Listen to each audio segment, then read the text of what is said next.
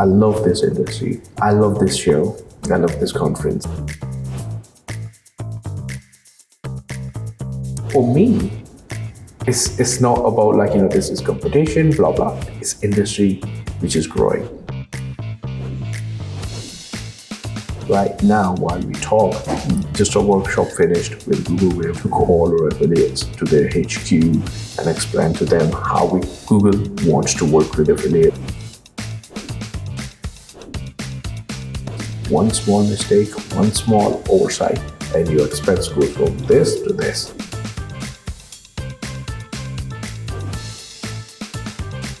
Jay, good to see you as always.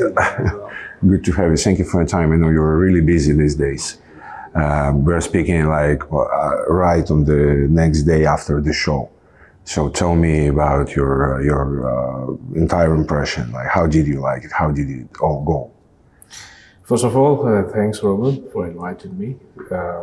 Always a pleasure to sit with you and talk about different aspects in the industry.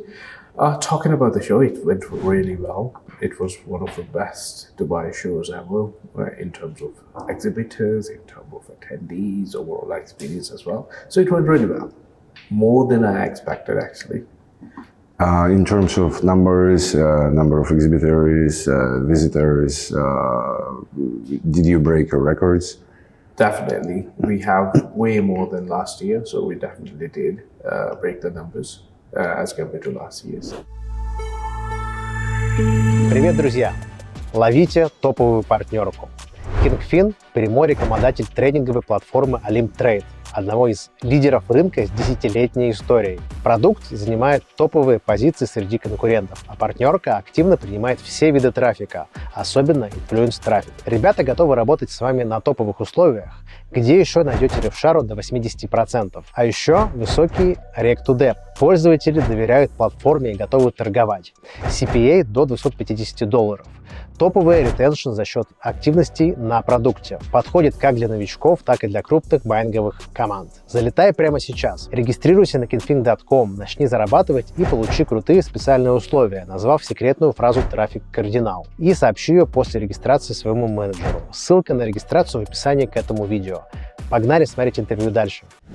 Last time that we spoke, we had proper interview, I think like around 5-6 years ago. Many things became different in your life as well.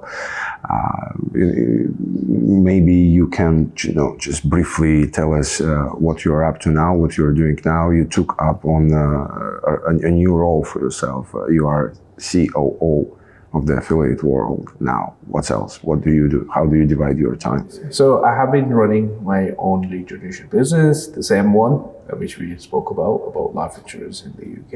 No, you still have it, huh? Yeah, I still have that running. And apart from that, I took on the role of Chief Operating Officer at Affiliate World Conferences as well. It's the conference I always loved, I always admired, and it's the conference which helped me grow. So yeah, it's a legendary event. It's almost like I feel that the conference shaped the industry in the way we have it.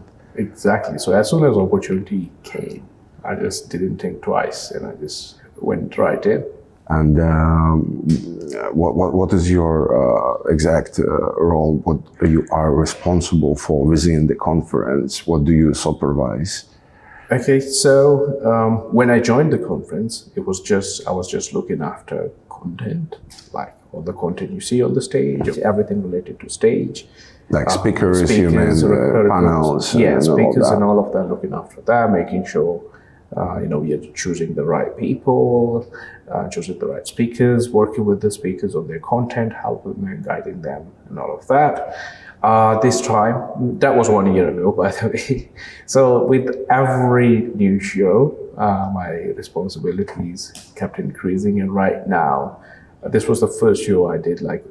I was leading the whole show, so it was not just speaker side or one side aspect of it. It was everything, including marketing, sales, exhibitions, production, almost everything related to show. I oversee. I think that our viewers would be really interested to know how big is the team that is behind the Affiliate World Show, how many people you are, doing this magic? Oh, well, that's a really interesting question. The thing is, like, sometimes as an attendee, you don't realize that booths don't, appear on their own. There is an army of people who are working tirelessly day and night to put these shows on. Work starts way earlier than anything else, and it's many, many people involved. We have around, like, I would like to say 40 to 60 people. 40 to 60 people. During show days, we have like around same amount of volunteers, depending on the location, wherever we are, helping out as well. With the organization on the grounds, with the booth and all of that. But like office side, you are 50 to 60 people. Yeah. Okay. And are you all like remotely located or? It's kind of like a hybrid setup. Right. We have multiple offices in multiple countries where, we have offices as well and teams. All our teams, some of our team members work from office and then some of us work remotely. So it's a combination. May I ask you why you decided to have a third show in Dubai? Wasn't it like enough to fulfill the demand, the one in the affiliate Europe and affiliate Asia? Why you have decided to move that direction and have third conference in a year? The reason for that is really simple. Dubai is kind of like capital for affiliates. In my personal opinion, in 2019 when I left Dubai, I hardly knew 2-3 affiliates. Then something changed. COVID happened, and Dubai was open. Yeah. Dubai wasn't as strict as other countries. And for affiliates who were all digital nomads, this was a haven. They came in, they saw how it is, how easy it is, overall, to operate as a business. Set up a company and all of that. Everything is a business-friendly country. And also all the, you get value for your money. It's really secure. You don't have any other issues and stuff like that. So tons of tons of people from our industry moved in here, and also its location as well is really central. For example, if it's in Asia, it's really hard for people from Europe to travel. If it's in Europe, it's really hard for people from Asia to travel. There's a massive distance. Yeah, so you need something in middle. And Dubai is kind of that middle ground for people from all over the world, from US, from Europe, from Asia, to meet. So I think that's one of the reasons. And now you have 3 major events and all of them are profitable, all of them are successful, and you have enough people to fill them all. Exactly, yeah. Last time I saw you lived in the UK, and that changed. I read that you made the decision to move to United Arab Emirates, right? That's where you live now. Why you decided to do so, and how you enjoy the country? UK was really good, but UAE, if you look at it, it's kind of like at the moment hub for performance marketing. All the top performance marketers, they are almost based in UAE. In terms of especially security and all of that. I mean, it's an amazing country to be in, especially if you're an entrepreneur. You have tax benefits as well and stuff like that. So it's a really good place to be.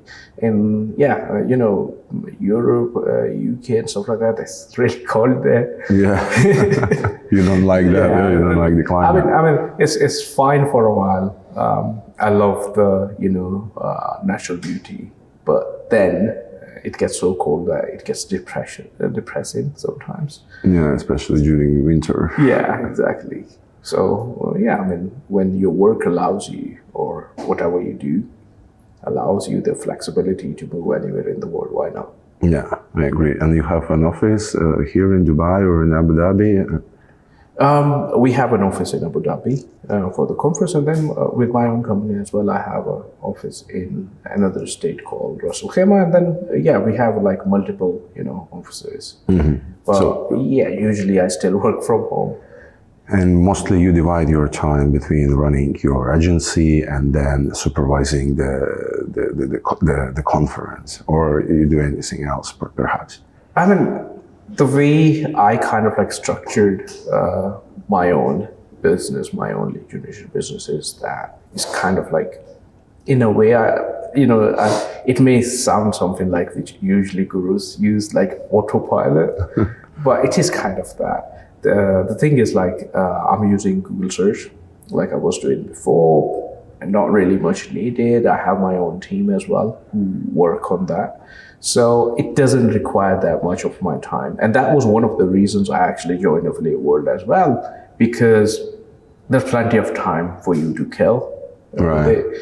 So yeah, my full-time attention is towards Affiliate World, and then during like once or twice a week, I can easily pay a little bit attention to my own stuff. So as well. it's like the agency, the team is around on autopilot, more or less. Yeah. And can you explain me what sort of like affiliate marketing you do now? Is in that team you run what? Still native, still Google search, home improvements, lead generation. What sort of? Yeah. So in terms of traffic sources, we are running Google mostly. Then we are running a little bit of social as well, and native is always have been great and big source. So yeah, these are a few traffic sources we are working on, and then my expertise, I still have same kind of like verticals, insurance. That's one of the big ones. Home improvement, we do a little bit in that vertical, but yeah, it's mostly insurance. If we talk about the size of your team, have you grown significantly since lastly we spoke, or you're around the same? I mean, we did grow, but then we optimized our team using AI. Okay. So kind of like, trying to optimize it much more and put more work on AI. So I'm trying to automate it as much as possible. Okay, let's talk about this a little bit. How do you apply all the new instruments into your day-to-day operations? Like, I mean, for example, like let's say if you're running a lead generation business, right? What you need, probably like we have websites or the brands which we need to maintain. For that, you need developer, you need a designer, and all of that. Now, rest of the stuff when it comes to media buying, optimization, and all of that kind of stuff, that can be all automated. There are so many tools which you can use to kind of like optimize stuff. And especially with the help of ChatGPT, you can create so many scripts. For example, you won't need someone to analyze all your media buying data or anything right now. What you can do is you can create different scripts which can actually run on their own, and based on that make informed decision. So you don't need any of the someone to kind of like drill down on your campaign data or anything. You can feed the data to ChatGPT, let's say, and they will give you. Like you can create different rules based on the code and just use those. Right. So basically it all boils down to the fact that now you need less people to make more money. Exactly. Like, for example, for my campaigns, right? What do I need to do? Like mostly campaigns, search, let's come back to search. Search campaigns are running, or even on native campaigns are running. You need to add more creatives. You need to keep adding more, like ad copy and everything, right? That's fine.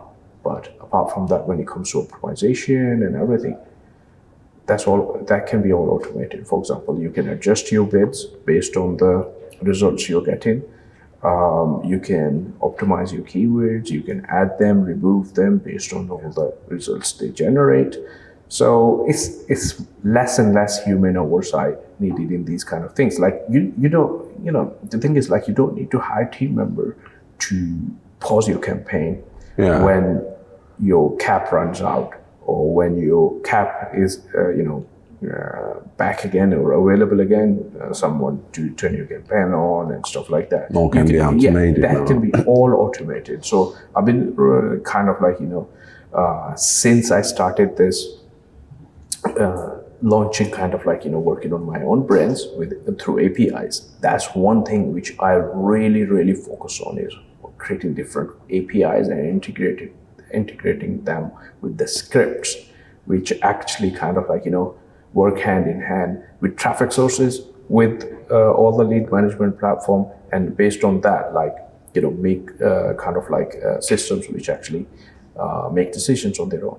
But you need still people, right, to implement all the AI tools and to maintain them. Is it like a new role on its own? Where do you find someone who are good with implementing and maintaining all the tools? Or you can pretty much do it yourself? I think it's not about doing things yourself. It's about finding the right people who can get things done, or developing your own kind of like, team members. So what I've been doing is, like, for example, I have one of my developers who's really good in API integrations and everything. Right. Now that person knows exactly how all these scripts work and everything, and I developed them. I kind of like, taught them everything. I gave them all the resources so they can learn. And based on that, they can create different scripts, they can create different, prompts and all of that. So instead of like, hiring a specialized person for that, I would say upskill the people you have. All right. Because they understand your systems way better than anybody else. By doing this, number one, you're upskilling them. Number two, that's saving you all the time which you will spend by hiring someone new and kind of like, teaching them everything from the scratch. Right. And speaking of AI in general, do you see, well, obviously it is the biggest trend as of now, but like when we talk specifically about the affiliate world shows, do you see more products, more like tools specifically tailored for affiliate marketing coming into the scene? Have you noticed anything like that? I mean, it's crazy. Like everything is coming up. I don't know, like, there's always some new tool every few weeks. So of course, like right now we are seeing a couple of products, a couple of exhibitors actually even showing demos on how their tools work. Especially when it comes to like the best example would be UGCs, right? They used to be so expensive. I mean, just look at all the equipment we have right now in this studio. Yeah.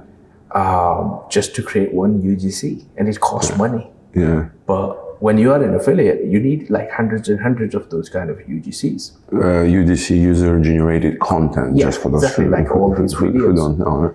Now, with AI, you can generate them with a click of a button. You don't need to spend like hundreds and thousands of dollars on hiring actors, hiring all the crew, hiring all the equipment, or buying all the equipment and everything. You just pay a subscription fee and just get AI generated content, which you can, like if you don't like something, you can get it done again. Yeah, and using your campaigns in every stage of your funnel. Yeah, exactly. That's one. And the second one, I think this is where I would love to see something really solid, is campaign optimization.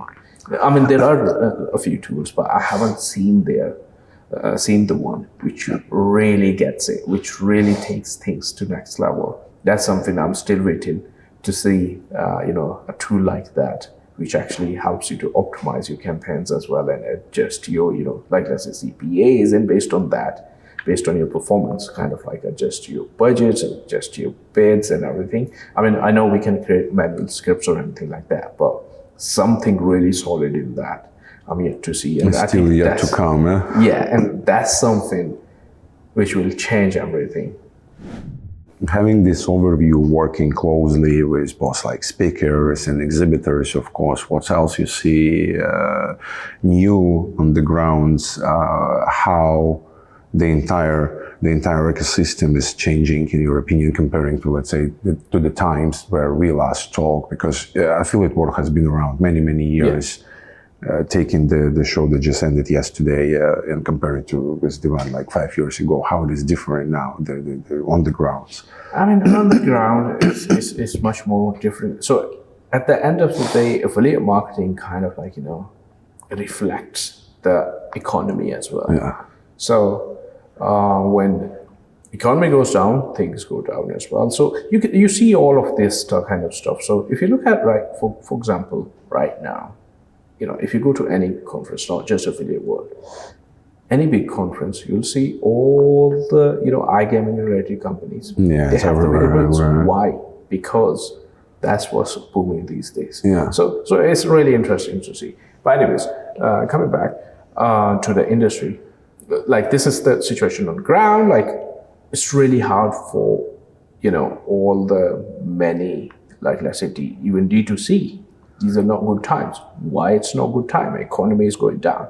Like previously, the way funding was available, like, it was free for all. Yeah. Interest rates was really low. Close to zero. Like. Yeah, it was close to zero. It was free money. You can spend as much as you want. So at that time, it was amazing, really good time. Now, interest rates are really high. So for an investor, it makes more sense to keep the money in bank as compared to just invest somewhere where they don't know if they're going to get a return back or not, and especially with the e-com and everything. Like there was a boom and then it went down. Now let's see how things are. But that's how the overall economy is. But I see great potential in what I call service drop shipping. So like there are different cycles in the industry. First there's pay-per-call, then there was all the drop shipping, then print on demand, crypto, and all of that stuff. And I think one of the things which is really going to boom is service drop shipping, service drop shipping, or whatever you want to call it. So it's a new concept. So I just named it. I actually don't know if this term actually exists or not. So what it actually means is, like, let's say, I don't know, let me just think about it. You need parking in UK, or let's say cleaners in Dubai, right? Okay. You need. You're living in Dubai. I'm starting to understand what you mean. Yeah. You're living in Dubai. You have an apartment. You need a cleaner. Now, what I'll do is, I, as a service provider, will work with all the cleaning companies. I'll have a contract with them, and I'll ask them to, kind of like, I'll send you guys customers. You provide service. You provide fulfillment. I'll give you customers, and I'll give you money as well. So I have contract with them. Like, let's say maybe we have 20 dirhams per hour, right? Now I'll charge customer maybe more, like 30 dirhams per hour or 40 dirhams per hour, because I am the buffer. I'm the, like, let's say, Uber of cleaning. Right. Customer, if there is an issue, I'll resolve it. I'll provide them customer support. I'll make sure that cleaner goes twice. If there's a wrong, they go back and fix it and all of that. So you only need to fulfill them. Exactly. Everything else is taken care of. So you get orders, you collect money, and then you fulfill that service through a third-party company who does it on your behalf, and you just pay them. So that's kind of like, service drop shipping, or. So you believe it's going to be a next big thing? It already becoming. is. Okay. I know many of the people who are running tons of stuff like that, and they're really, making good money with it. So yeah, I think stuff like that, or like even within lead generation as well, it's becoming more and more mainstream, more and more local. That's something really interesting as well. So all these verticals, wherever people kind of like, whatever helps people, whatever resolves their problem, whatever solves their issues, that's going to be a really big one. Because with all these services, for example, like here, within 15 minutes you can order anything if you order from noon.com. People are more and more reliant on technology. Right. So that's how people source for whatever they need. Exactly. It's just becoming that. Whatever you need, like now you don't do, like it used to be before that, okay, if I need whatever, like food, I can order it. But now it became that, like, I recently decided to play Sony PlayStation that I never played before, and I got it literally in 15 minutes delivered. Exactly. Through an app, like, boom. Yeah, in the blink of an eye. It's just like, I don't know, it's fascinated me a lot. And it's just like, can be probably done with any sort of product or service. Yeah, so it relates to consumer behavior as well. For example, I'll give you an example.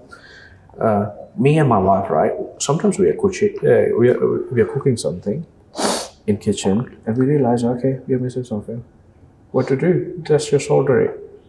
Now that kind of consumer behavior. Now we can't even Google search. We just open an app and just search for stuff.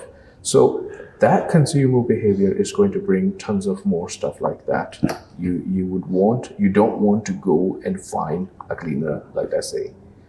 You don't want to call a company. You don't want to chat with them on WhatsApp or whatever. You just want more convenience. That's something which is going to be, in my opinion, one of the biggest verticals. And especially with the help of AI, how people rely on them. Like, for example, like in case with my wife, she is cooking, for example, she would always almost do it together with ChatGPT, Exactly. right? It gives her recipes, like, the recommendations and stuff. And we live in Spain and she can't read Spanish, and whatever we buy, she would just, take a picture, says like, okay, translate that and tell me what to do with that, how much I should put on the, stuff like that. And the next step logically would be, okay, get me those products. You Exactly. just tell to your like AI assistant that you want to cook something, you don't even know what. It gives you some ideas and then, gets you all the products delivered like at your doorstep. Yeah, and AI is so great that it can even tell you if it's cooked or not. Like you give it a picture or just make a video and it will show you it's half cooked or whatever. Right. That's amazing. Yeah, how it's transforming life right now as we speak, literally. And this is like, we started to implement it in our daily life, and it's really changed. Like we do many things differently now. Yeah, like previously for this kind of technology, it used to take at least a decade. Yeah. For example, if you look at from, those massive phones to smartphones, it almost took a decade. Yeah, it did. From 2000 to 2010. Yeah. But with AI, it kind of exploded within 1 or 2 years. Now it's so fast paced that you can't really catch up. Yeah. There's always new and new apps, new applications coming out, and you don't know what to use anymore. Exactly, I agree. If we just circle back a little bit to what we see on the ground in the affiliate world, what companies, what sort of verticals they are involved to? There is obviously what I see from my perspective. Like they're more iGaming brands, and they have the biggest stands, the most prominent, the most expensive, I presume. Obviously, that's the opportunity, and that's where the money goes, right? What else? Like from your point of view, what else is growing? Where the money goes else? Right now, we have big companies like Google, Snapchat. No, it's and all of actually those. that's a big change. Yeah. Yeah.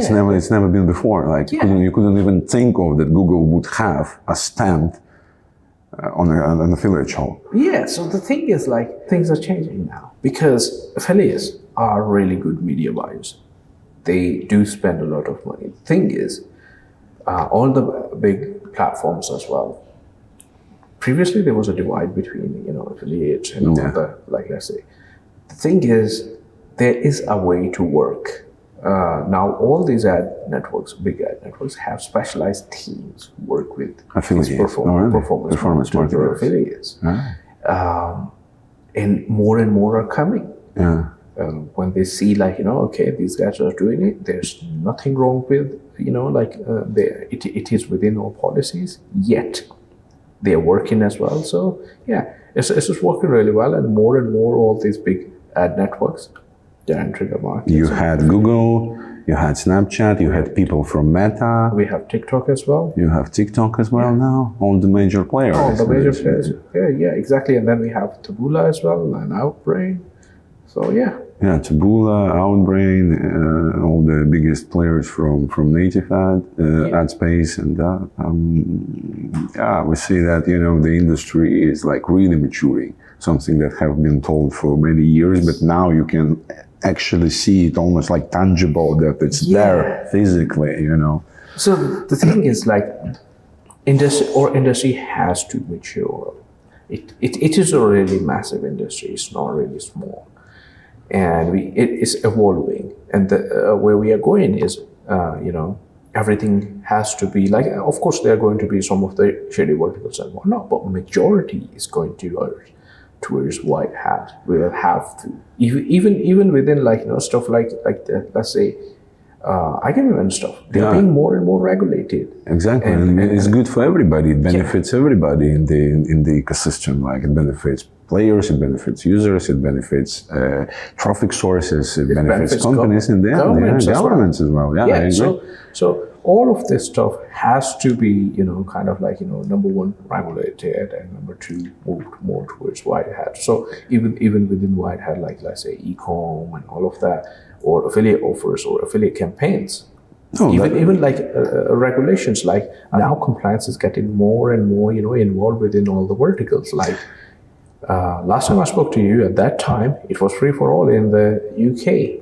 Things changed. Things changed to a way that now, to run something like insurance or whatever, you have to be regulated by FCA. It's not a bad thing. It's good for customers. It's good for, advertisers or affiliates as well, because it kind of like weeds out all the weak players or the players who are just there to make quick buck. Yeah, exactly, and ruin the ecosystem for everybody else to work. Let me ask you this. Yeah, I think I never asked you before. I never even thought about it before. Do you have any sort of like compliance or moderation as a conference? Like when someone wants to be present at the show, do you have like any sort of basic screening of what they do? If they like run something that is unacceptable for you? Now, is it like, let's say, exhibitors? Yeah, for exhibitors only, yeah. I mean, this is a question which is really tough to answer, because you can't police people. Yeah. You're not a government, or you're not a governing body. Of course, you want to look at like, who they are, how they work. But sometimes, all these groups have so many other companies. That's impossible to investigate. Yeah, it's just like, looking at, like, you're in a hotel and you ask people, do you do any background checks on your customers or anything like that? Of course, you check their ID and stuff like that, but that's all you can do. You can't do much more than that. So it is not an ideal situation, but it's kind of like, I think it's more of work for governments. And then I'm only asking because with all these, biggest industry players coming into scenes, such as Google, TikTok, and others, and all this like migration towards like more white hat sort of business, that might be at a certain point to become an issue that you would also need to kind of like check if... The thing is, like, when you have all of the big players in, all the, these kind of like characters or stuff like that they get weeded out. You don't need them anymore, or there's no space left for them. Right. Because let's say if everyone's running white hat, they are not going to get any customers. Right, and they wouldn't even make any sense for them to go, huh? Yeah, but so it's almost like a natural cleaning process here. Exactly. Has that ever happened that you had to refuse someone to exhibit? A couple of times, yes. Right. Yeah, because we try our best. I'm not saying we don't have any checks, we do have. It's like the thing is, you can't always check it. Right. You are the most expensive, I think, conference in terms of entering the conference, exhibiting. It's even for affiliates. Many conferences, they have free tickets for affiliates. You don't. You never had. Is that like the policy that you consciously chosen, or? Okay, there's two things with this. Number one is the quality. You need to keep your bar really high. So you don't want to people that don't belong, right? Yeah, I mean, the thing is, like, number one thing is to produce these kind of like at this level of event. It's not easy, especially year after year after year. Like, if you maybe launch one event per year or one event every 2-3 years, this was fine. You can spend as much as you want. But then all of that comes at an, you have to spend money as well. It's surprisingly expensive industry, within the events. One small mistake, one small oversight, and your expense goes from this to this. Within, like, you won't even realize it. That's number one. So it costs money to kind of like build these kind of events. The second thing is, again, what you mentioned, quality of attendees. Do you want your exhibitors to just meet any, random Tom, Harry, whatever, or all the top affiliates? Now, for example, attendees, not only they pay for event ticket, they pay for their flight as well, they pay for their accommodation as well. So if they are spending that much money, that means they're at some certain level where, they can do really high quality media buying. And those are the people who know their stuff. So that's the thing, it's kind of like a mixture. Number one, to produce high quality events. And the second thing is to keep the bar high for having really high quality attendees. On a personal level, what is the biggest challenge for you as someone who supervised the biggest almost event in the industry? Personal level, the thing is, you haven't done this before. It's something totally new. Like, I have done affiliate marketing, right? Affiliate marketing and event management are totally two things. So the always challenge is to make sure that you don't mess up something. Because that's really bad. So that's the responsibility. The thing is, like, personally for me, it's not just a job. Like, if it is a job, I think you don't care. It's 9 to 5 and all that. Probably you don't need just a job, right? Yeah. For me, it's my passion. I love this industry. I love this show. I love this conference. Everything about it. So when it's something your favorite, right? And you're working towards it. You make sure that each and everything is perfect. For example, on day 0, the day before the first day, some things happened with the suppliers, right? Which I thought, that's it, we're done. Literally, I had a massive panic attack, thinking, we're done, show's done. We're not gonna go open for the day. But in the morning, no one noticed. So the things, when you, as an attendee, look at, and as an organizer, are very different. Really two different things. So it's always a challenge, not to mess up things big. Especially because this one was, literally I was given everything. Okay, here you go. Here's your show. Do it. Okay. So, you don't want to kind of or director or CEO of the company, amazing guy. If he trusts you with this much, that he's like, okay, you do it. I trust you. You don't want to break that as well. Okay. And especially something totally new to you. You haven't honestly, I don't even change a light bulb at home. Forget about everything in here. Me neither. For a conference like this, everything. You supervise everything, and you also physically there, right? Checking everything. Exactly. At home, I'm a terrible organizer, so everything like that goes to my wife. Booking my flight, all the timings where we are going somewhere, stuff like that, or stuff like that. Anything, for example, if you're going somewhere, all the itinerary or stuff like that, I don't manage that. I'm like, that's not my thing. My wife does that.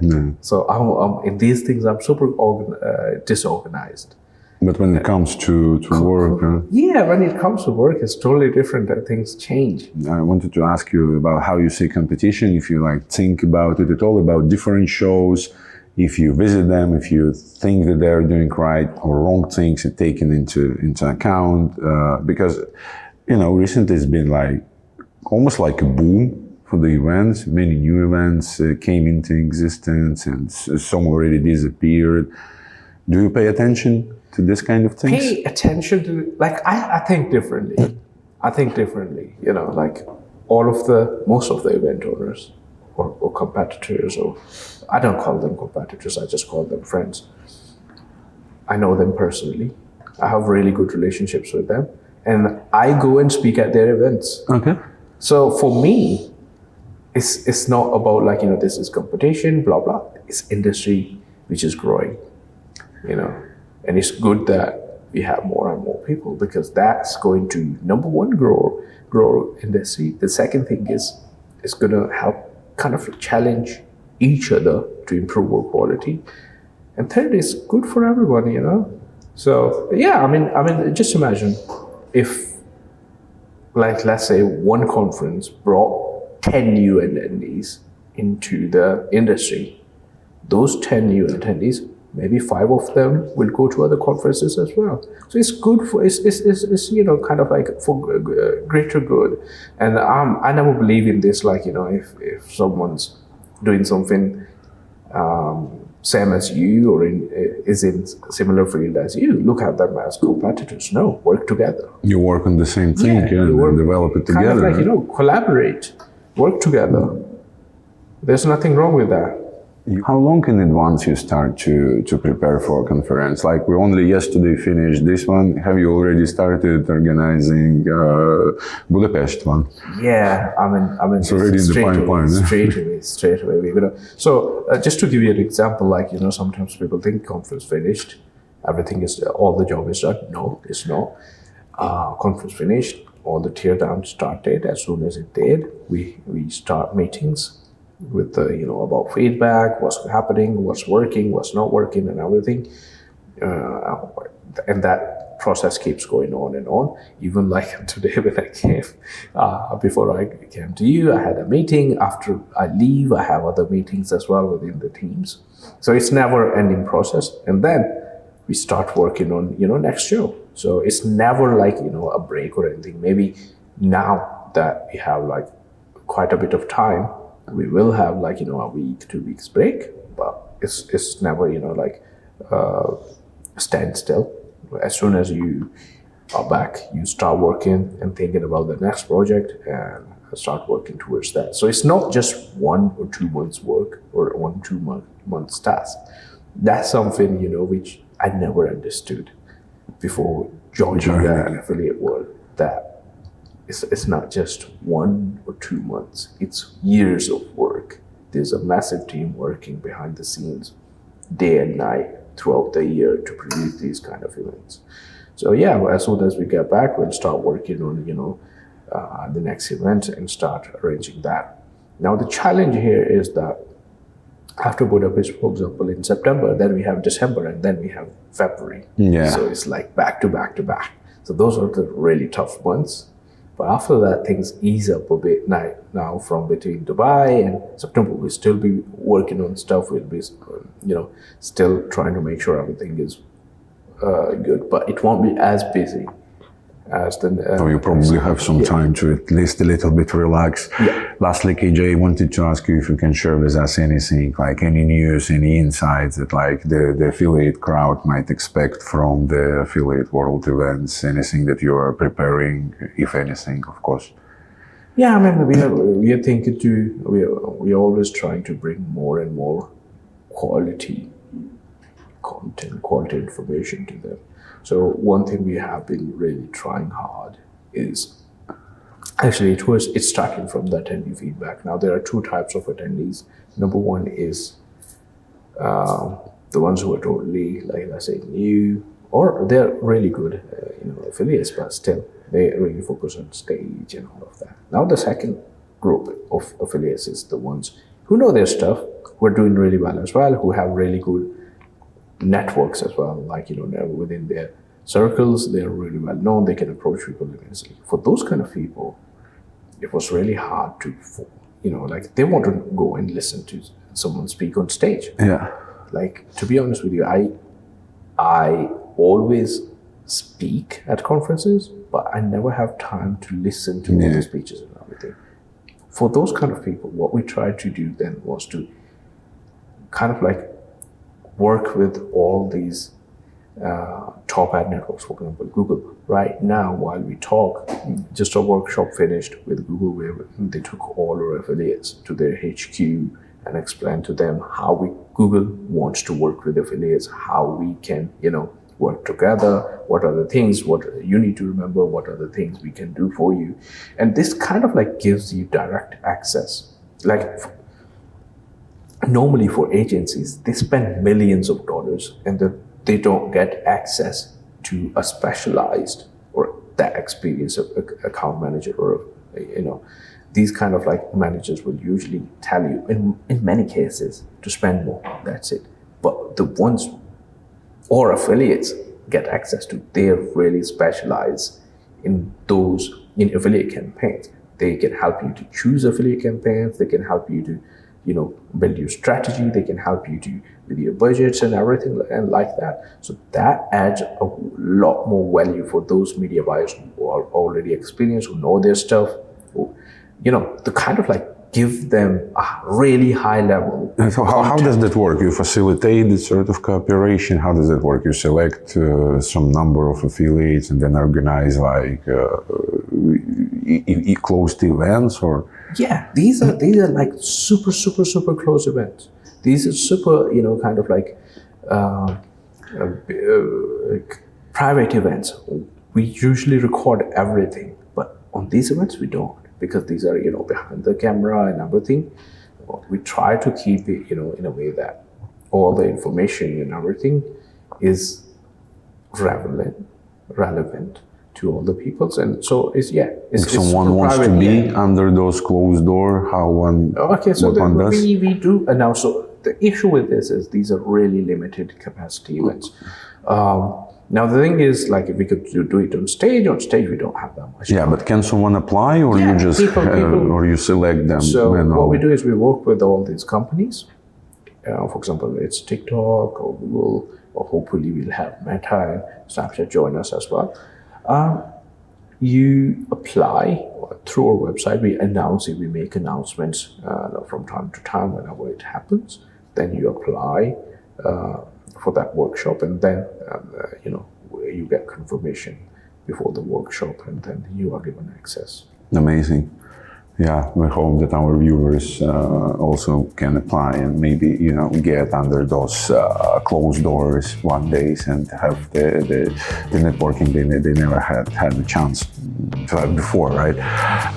Thank you very much, KJ, for this conversation. Thank you for your time. I know you're super busy, and that makes it particularly valuable for me. And thank you, man. Thank you, Roman. I just need to sleep now. But thanks for inviting me.